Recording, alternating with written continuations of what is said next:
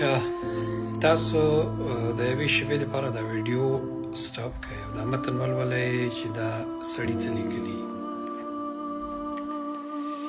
خبره مې دا کوله چې دا خلک نه خپلوان کېږي نه هېوادوال کېږي او نه دا هم کله هم په پښتنو باندې زړه خوږوي. دا اول ځل نه دی او پای به هم نه وي چې په افغانانو په ځانګړي ډول سره په پښتنو باندې دغسې د درد او د غم شپې ورځې راځي. دا خلک پکې خوشحالي کوي.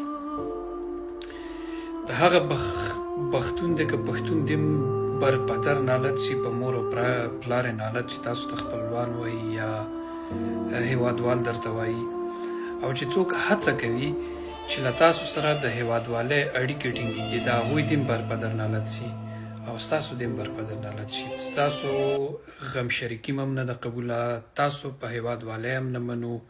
له تاسو نه د دې سپي چې په دې هېواد حاکم دي د دوی سپي هم بهتر دي.